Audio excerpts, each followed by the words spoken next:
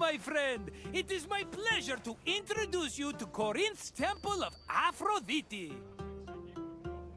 Why, I'm Marcos, of course, one of the most successful merchants in all of Greece. You really haven't heard of me? My name is known from Kefalonia to Kos. If you've ever paid money for something, I probably received a percentage. But enough about me. Let's go back to what you're doing here. It really is a lovely sight, isn't it? The temple, that is, not the ladies. Although they are also lovely. Lovely and lively and, I'm sorry, what were we talking about? In Greece, many love stories were told about the gods. How romantic. Sometimes they were heartwarming and happy, but they often ended in tears, tragedy, and a whole brood of illegitimate children. I'm looking at you, Zeus! Anyway, this tour will introduce you to some of these divine love stories, which may give you perspective on how the Greeks approached love in their own lives. Enjoy your visit, my friend. I'll come see you again when you finish the tour.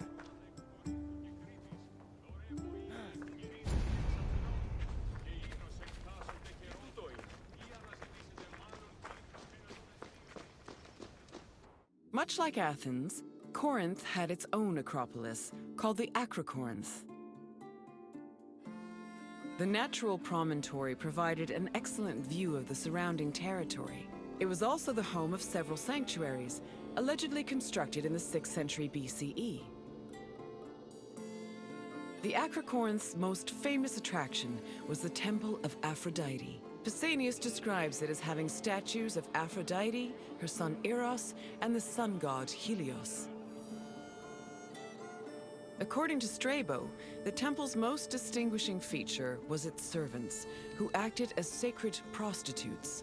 However, Strabo is the only source for this information, and it is still hotly debated to this day.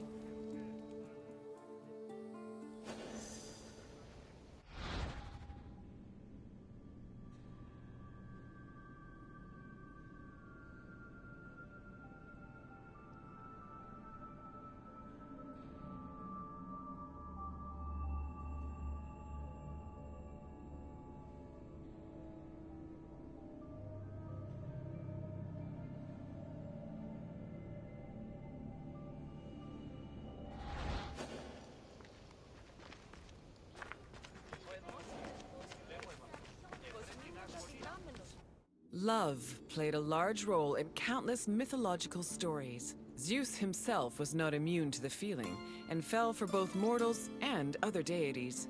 Some myths centered on forbidden feelings that led to tragedy, such as Phaedra's love for her stepson Hippolytus. While marriage was prominent in mythology, it was usually presented as problematic. For example, Aphrodite frequently cheated on her husband Hephaestus, and Medea's resentment against her ex-husband Jason eventually drove her mad enough to murder her children. These less-than-ideal depictions reflected the Greeks' idea of marriage, which they viewed as a civic duty instead of a romantic union.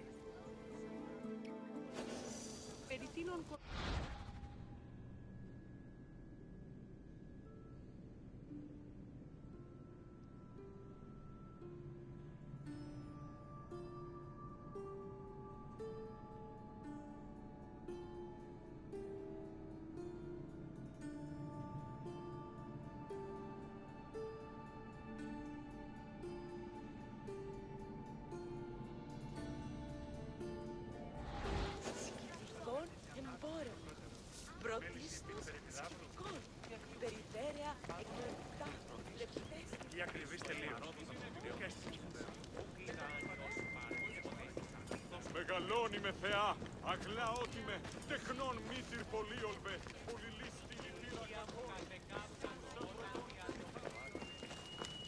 Αλληγορούνται ή μεταπράττουν. Περί τίνων κοσμημάτων συνηλέγγυς, ποιος ο κίνδυνος.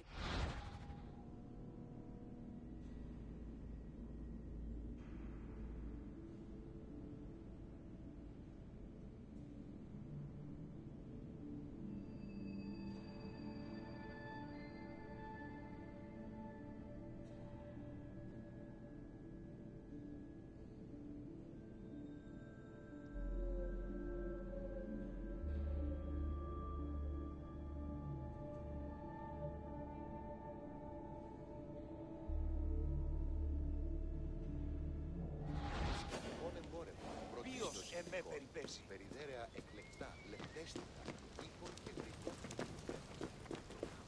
Φαντασίαν πλέον! Τονία και θυροκτώνε, φυλαγρώτη και λυτηρία, βρυμονίτης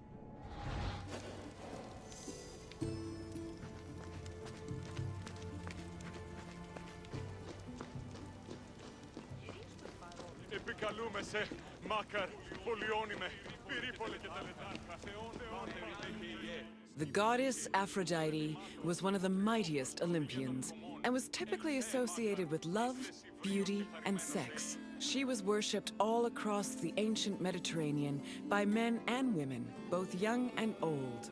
Her origins differ depending on the version of the story. The poet Hesiod says that she was born from the severed genitals of Uranus, while Homer's version of the myth names her as the daughter of Zeus and Dione. Aphrodite appeared regularly in mythological stories and had many mortal lovers. Her favorite was Adonis, a beautiful boy who died tragically in a hunting accident. Aphrodite was devastated by his death, so she created a cult called the Adonia to commemorate him. επικαλούμεσαι.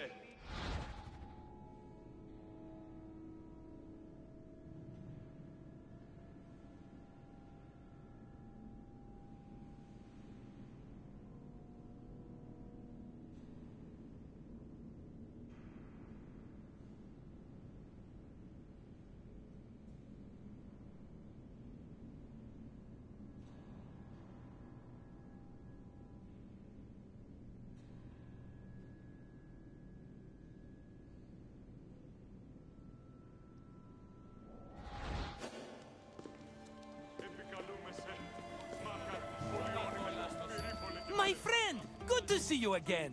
I bet you were surprised by some of the stories you heard. For a bunch of immortal beings, the gods certainly were saucy, eh? Tell me if there's anything else I can do for you. Normally, I don't let people go until they buy a souvenir. But for you, my friend, I'll make an exception.